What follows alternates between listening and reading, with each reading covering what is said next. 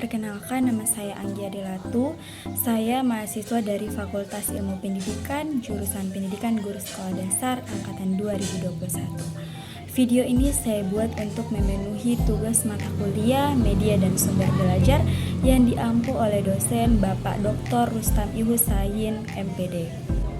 Video pembelajaran ini akan membahas tentang klasifikasi media pembelajaran.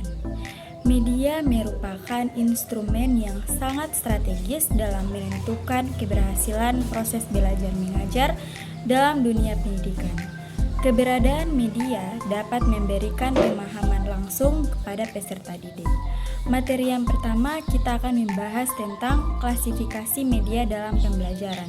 Dengan menganalisis media melalui bentuk penyajian dan cara penyajiannya, kita mendapatkan formal klasifikasi yang meliputi 7 media penyaji, yaitu yang pertama, media grafis.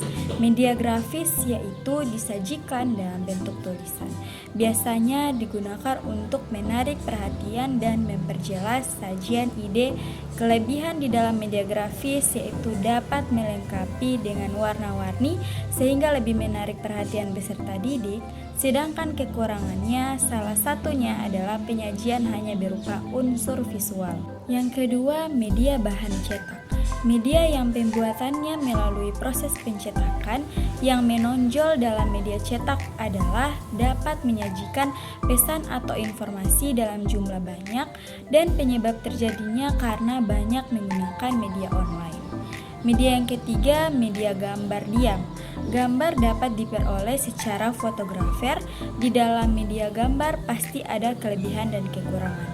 Kelebihannya yaitu pembuatannya mudah dan harganya murah. Sedangkan kelemahannya ukurannya terbatas sehingga efisien untuk pembelajaran kelompok. Untuk media yang keempat yaitu media proyeksi diam. Media visual yang diproyeksikan melalui pesan di mana hasilnya tidak bergerak atau memiliki sedikit gerakan. Pada media proyeksi diam dapat digunakan untuk penyajian pesan di semua ukuran ruang kelas. Yang kelima, media audio. Media yang langsung diterima oleh pendengaran seperti radio dan recorder. Keunggulan dari media audio adalah memiliki variasi program yang cukup banyak dan kekurangannya sifat komunikasinya hanya satu arah. Yang keenam, media audio visual. Media yang penyampaiannya melalui indera pendengar dan juga indera penglihat agar siswa dapat memahaminya secara langsung. Kelebihannya dapat meningkatkan daya tarik peserta didik dan kekurangannya lambat dan kurang praktis. Yang ketujuh, media film. Rangkaian bentuk film yang bergerak dengan bergantian atau dapat ditanyakan dalam bentuk bergerak atau kenuk. Keunggulannya mampu untuk menggambarkan peristiwa masa lalu secara realitas dalam bentuk waktu yang singkat, dan kelemahannya menekankan materi daripada proses pengembangan materi tersebut. Materi selanjutnya yang akan kita bahas yaitu klasifikasi media pembelajaran menurut ahli. Menurut Nana Sudana dan Ahmad Rifai, media pembelajaran dapat diklasifikasikan menjadi beberapa klasifikasi, yaitu yang pertama, dilihat dari sifatnya, media dibagi ke dalam media auditif. Media auditif yaitu media yang hanya didengar saja. Media visual yaitu media yang hanya dilihat saja. Dan media audiovisual yaitu jenis media yang selain mengandung unsur suara juga mengandung unsur gambar yang bisa dilihat. Yang kedua, dilihat dari kemampuan jangkauan media dapat dibagi ke dalam media yang memiliki daya liput yang luas dan serentak seperti radio dan televisi, media yang mempunyai daya liput yang terbatas oleh ruang dan waktu seperti film, slide film, dan video pembelajaran. Yang ketiga, dilihat dari cara atau teknik pemakaiannya. Media dibagi ke dalam media yang diproyeksikan seperti film dan media yang tidak diproyeksikan seperti gambar, foto, lukisan, dan radio. Dari pendapat para ahli di atas, maka secara umum dapat mengelompokkan media menjadi satu, media auditif, yaitu yaitu media yang hanya mengandalkan kemampuan suara saja seperti tape recorder. Yang kedua, media audio yang mengandalkan kemampuan suara seperti radio, kaset, dan sebagainya.